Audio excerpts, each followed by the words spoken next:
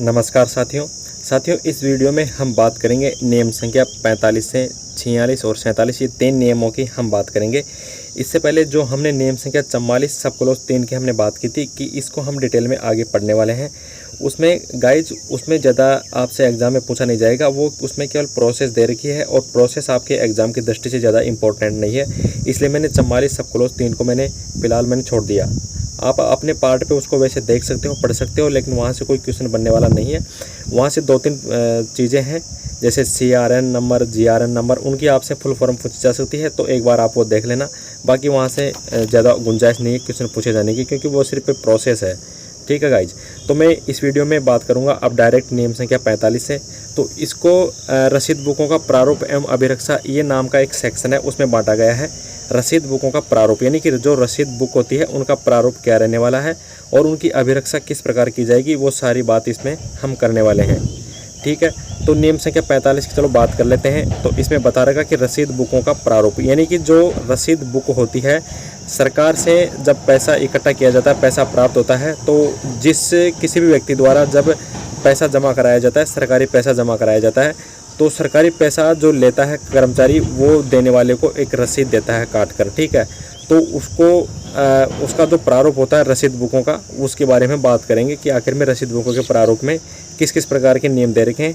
तो नियम संख्या 45 में रसीद बुकों के प्रारूप की बात की गई है। नियम संख्या 45 को 4 सब क्लॉज में बांटा गया है, 45 sub clause 1, 45 sub clause 2, 45 sub clause 3 और 45 सब क्लॉज 4। एक सब क्लॉज की हम डिटेल में बात करते हैं। 45 सब क्लॉज 1 की अगर हम बात करें तो इसमें बता रखा है कि राजकीय मुद्रणालय यानी कि जो गवर्नमेंट प्रिंटिंग प्रेस होती है, उसको बोलते हैं राजकीय मुद्रणालय। ठीक है, यानी कि जहाँ से सरकारी जो प्रिंटिंग प्रेस होती है वहाँ से रसीदें छप के आती है, तो उसको बोलते हैं राजकीय मुद्रणालय। तो राजकीय मुद्रणालय से मशीन से अंकित संख्या वाली रसीद बुक प्राप्त की जाती है। रसीद बुकें वही रहेगी, राजकीय मुद्रणालय से उनको लिया जाता है और वहाँ पर क्या होता है कि मशीन से पृष्ठ संख्या जो पेज नंबर होता है वो अंकित कर दिया जाता है और वो वाली रसीद बुक ही काम में ली जाएगी। आगे बता रखा कि सामान्य विभागों हेतु GA 55 जो रसीद होती है, GA 55 वो सामान्य विभागों हेतु काम ली जाती है, जबकि GA 56 की अगर हम बात करें तो ये रसीद होती है जो शिक्षा विभाग हेतु काम में ली जाती है। इस चीज़ को आप ध्यान रखना विशेष तौर से, यानी कि शिक्षा विभाग के अलावा जो भी विभाग है उनको सामान्य विभाग बोला गया है। और उनमें यदि सरकारी कोई भी पैसा प्राप्त होता है तो वो जो व्यक्ति पैसा जमा कराता है उसको फिर रसीद दी जाती है GA 55 नाम से। तो ये सामान्य विभागों है तो GA 55 रसीद काम में ली जाएगी और शिक्षा विभाग है तो GA 56 रसीद काम में ली जाएगी। आगे बता रखा है सरकार की ओर से राशि प्राप्त करने वाले कर्मचारी या अधिकारी द्वारा रसीद देने के लिए उपरोक्त मानक प्रपत्रों को ही काम में लिया जाएगा। उपरोक्त प्रपत्र जो ये है GA 55 और GA 56 इन दोनों को ही काम में लिया जाएगा सरकार की ओर से राशि प्राप्त करने वाले कर्मचारी या फिर अधिकारी द्वारा।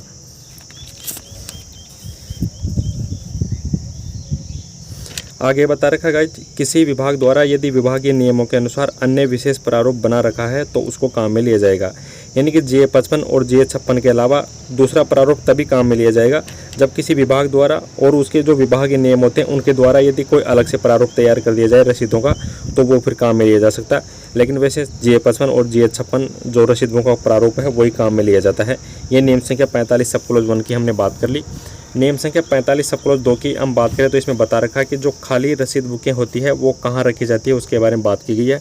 तो पढ़ते हैं, खजांची को बोलते हैं कैशियर, यानी कि जो रोकड़िया होता है ना वो, यानी कि कैशियर या फिर रसीद पर हस्ताक्षर करने हेतु प्राधिकृत जो अधिकारी है उसकी व्यक्तिगत अभिरक्षा में ताले में रखी जाएगी। आपसे एग्जाम में पूछा जा सकता है कि जो खाली रसीद बुकें होती है, यानी खाली रसीद बुक का मतलब वो है जिनको काम में नहीं लिया गया है, तो वो कहाँ रखी जाएगी, वो ताले में रखी जाएगी। लेकिन किसकी अभिरक्षा में? खजांची यानी कि कैशियर, या तो कैशियर या फिर रसीद पर जो हस्ताक्षर करने हेतु जो प्राधिकृत अधिकारी है उनकी जो व्यक्तिगत अभिरक्षा है उनकी पर्सनल सिक्योरिटी में ताले के अंदर रखी जाएगी।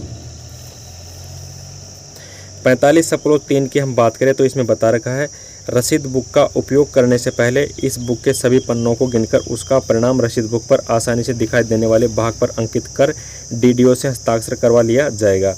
रसीद बुक, मान लो आपके पास एक बुक है रसीद बुक जिसके अंदर 100 रसीद है, आपने रसीदों को गिन लिया कि 100 रसीद है, तो जो रसीद बुक का जो कवर पेज होता है, जहाँ पर बिल्कुल और कोई भी चीज़ लिखी हुई नहीं है, वहाँ पर आप इनकी संख्या लिख दो कि इस रसीद बुक में इतनी रसीदें हैं, ताकि वो आसानी से हमारे को दिख जाए। उसके बाद में फिर जो DDO होता है उसके द्वारा हस्ताक्षर कर दिया जाता है। उपयोग में ली गई रसीद बुक के जो काउंटर फॉइल होते हैं, काउंटर फॉइल का मतलब होता है रसीद का दूसरा हिस्सा जो कार्यालय में रखा जाता है। ठीक है, तो उपयोग में ली गई रसीद बुक के काउंटर फॉइल कैशियर अपनी अभिरक्षा में रखेगा। जो रसीद बुक का जो दूसरा भाग होता है, जैसे पहले एग्ज़ाम देते थे ऑफलाइन, तो उसमें क्या होता था कि कार्बन कॉपी तो हमारे को मिल जाती थी उसकी OMR शीट की, और जो ओरिजिनल OMR शीट होती थी वो एग्जामिनर द्वारा रख ली जाती थी। तो एक तरह से जो कार्बन कॉपी OMR शीट की होती थी, उसी प्रकार जो रसीद बुक होती है उसकी भी जो कार्बन कॉपी होती है उसको हम काउंटर फॉइल बोलते हैं। और काउंटर फॉइल क्या होता है, ये रसीद का दूसरा हिस्सा बोला जाता है जो कार्यालय में रखा जाता है। तो उपयोग में ली गई रसीद बुक के काउंटर फॉइल कहाँ रखा जाएगा? कैशियर यानी कि खजांची अपनी अभिरक्षा में रखेगा। ये आपसे एग्जाम में पूछा जा सकता है। और काउंटर फॉइल हमेशा कार्यालय में रखी जाती है। और जो मेन रसीद होती है वो जो पैसे जमा कराता है, जो धन राशि जमा कराता है, उस व्यक्ति को दे दी जाती है मेन रसीद। नियम संख्या 45 सब क्लोज 4 की हम बात करें तो इसमें बता रखा रसीद बुक का लेखा, यानी कि जो रसीद बुक होती है उसका लेखा किस प्रकार किया जाएगा। तो कार्यालय में रसीद बुक की प्राप्ति, निकासी तथा शेष बची रसीदों का लेखा संधारित किया जाता है। कहाँ? कार्यालय के अंदर। आगे बता रखा कि उपयोग में ली गई रसीदों को लौटाने पर भी इनका लेखा संधारित किया जाएगा। उपयोग में ली गई जो रसीदें होती हैं उनको यदि लौटाया जाता है तो उनका भी लेखा बनाया जाएगा, संधारित किया जाएगा। तो गाइज नियम संख्या 46 हम पढ़ते हैं। नियम संख्या 46 में बता रखा है कि भुगतानकर्ता को रसीद देना, यानी कि जो भुगतान करता है सरकारी पैसे का उसको क्या दी जाती है? रसीद दी जाती है। ठीक है, तो इसमें 46 सब क्लोज 1 में बता रखा है कि सरकार की ओर से राशि प्राप्त करने वाला जो कर्मचारी है भुगतान करने वाले व्यक्ति को क्या देगा? भुगतान की रसीद देगा। इस रसीद पर किसके हस्ताक्षर होंगे ये आप जान लो। इस रसीद पर या तो हेड ऑफ ऑफिस यानी कि कार्यालयाध्यक्ष के हस्ताक्षर होंगे, या फिर हेड ऑफ ऑफिस द्वारा अधिकृत किए गए गजेटेड ऑफिसर्स द्वारा। या तो हेड ऑफ ऑफिसर खुद हस्ताक्षर कर देगा यानी कि कार्यालयाध्यक्ष, या तो कार्यालयाध्यक्ष खुद हस्ताक्षर करेगा, या फिर कार्यालयाध्यक्ष द्वारा अधिकृत किया गया जो गजेटेड ऑफिसर्स होता है, जो राजपत्रित अधिकारी होता है, उसके द्वारा हस्ताक्षर किया जाएगा। दोनों में से किसी एक के द्वारा हस्ताक्षर किया जाएगा, ये मैंने आपको बता दिया।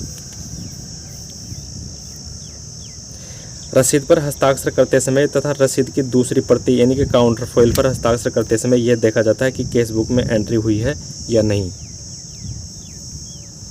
ठीक है गाइस, थोड़ा सा आपको ये देखने में दिक्कत आ रही होगी, थोड़ा इसको कॉम्प्रोमाइज़ करके चलना, थोड़ी दिक्कत हो रही है आज।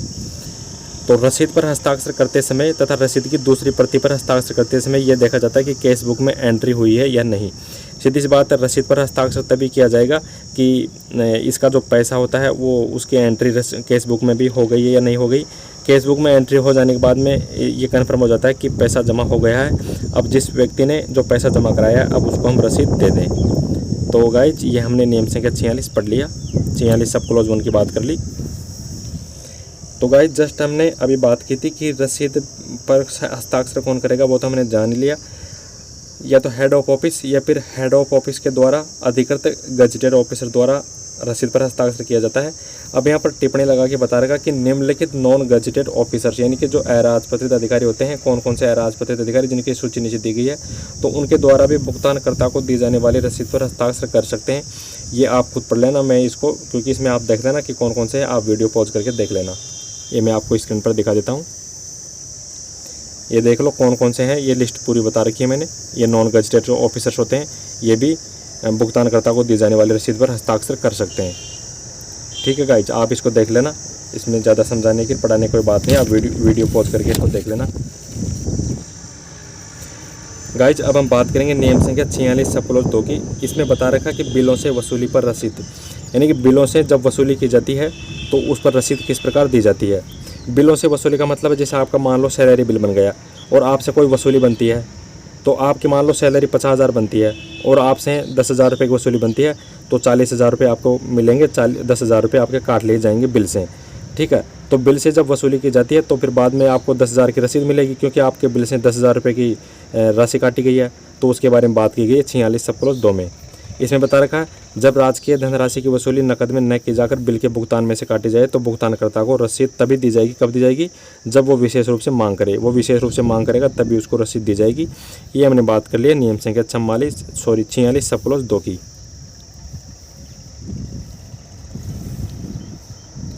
अब हम बात करेंगे नियम संख्या 46 सब क्लॉज 3 की। इसमें बता रखा कि राशि को शब्दों एवं अंकों में लिखा जाएगा। कहाँ पर लिखा जाएगा? रसीदों पर भी लिखा जाएगा। और नियम 54 सब क्लॉज 2 के अनुसार भुगतान हेतु प्रस्तुत चालान जो होते हैं उन पर भी राशि को शब्दों एवं अंकों में लिखा जाएगा।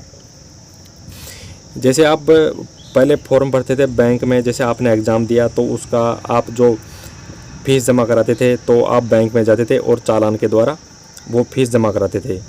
तो नियम 54 सब क्लॉज 2 के अनुसार भुगतान हेतु प्रस्तुत चालान, यानी कि जब हम इसमें भी क्या होता है कि जब सरकारी पैसा जमा कराया जाता है तो भुगतान हेतु चालान का प्रयोग किया जाता है। तो नियम 54 सब क्लॉज के अनुसार अब यदि कोई व्यक्ति चालान के द्वारा भी कोई राशि जमा कराता है तो उस चालान के ऊपर भी राशि शब्दों और अंकों में लिखी जाएगी। जैसा कि आपको पता है कई साथियों ने बैंक का फॉर्म भरते वक्त जो फीस होती है वो चालान द्वारा जमा कराई होगी। और जो रसीद होती है, यदि रसीदों से पैसा जमा करवाया जा रहा है तो रसीद पर भी शब्दों और अंकों में राशि लिखी जाएगी। नकद प्राप्त या फिर भुगतान प्राप्त की मुहर लगाकर पूर्ण हस्ताक्षर किए जाएंगे। अब जैसे आपने बैंक में जो वो जमा कराया था चालान, जैसे आपने बैंक में कभी फॉर्म भरा होगा बैंक के एग्ज़ाम का, तो चालान से आप पैसा जमा कराते थे तो उस पर एक बैंक का जो कर्मचारी होता है वो उस पर मोहर लगाता है जिस पर लिखा होता है नकद प्राप्त या फिर भुगतान प्राप्त। ये लिखा हुआ होता है उस मोहर पर और वो मोहर लगा दी जाती है और पूर्ण हस्ताक्षर किए जाएंगे। ऐसा करने के बाद में पूरे हस्ताक्षर किए जाएंगे। लघु हस्ताक्षर यानी कि इनिशियल नहीं किए जाएंगे, पूरे हस्ताक्षर उसको करना पड़ेगा। और इस प्रकार ये मैंने आपको बता दिया 46 सब क्लॉज 3। अब इसमें नोट लगा के दे रखा कि चालान की अन्य प्रतियों पर मूल हस्ताक्षर नहीं बल्कि लघु हस्ताक्षर किए जाते हैं। चालान की जो मूल प्रति होती है उसके अलावा जो अन्य प्रतियां होती है उस पर मूल हस्ताक्षर नहीं किए जाते बल्कि लघु हस्ताक्षर यानी कि इनिशियल किए जाते हैं।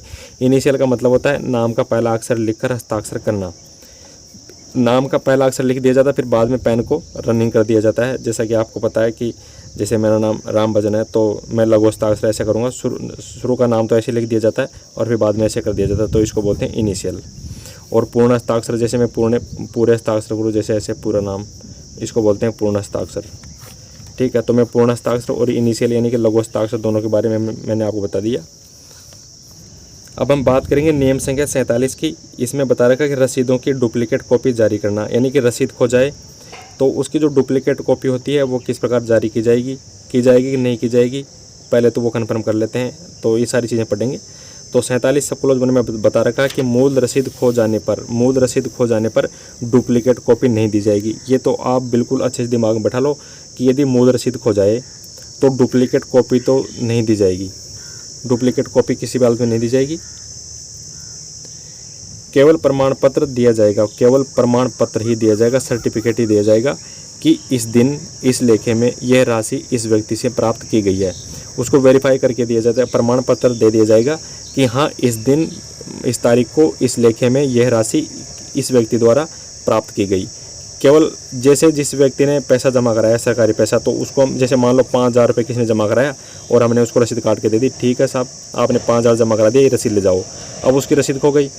अब मूल रसीद खो जाने पर उसको डुप्लीकेट कॉपी तो नहीं दी जाएगी, किसी बात नहीं दी जाएगी। उसको केवल यह प्रमाण पत्र दिया जाएगा, एक पेज पर लिख कर दे दिया जाएगा कि हाँ इस आदमी ने इस लेखे में इतनी राशि जमा करा दी थी, यानी कि इससे प्राप्त हो गई है, तो उसको वो प्रमाण पत्र दे दिया जाता था।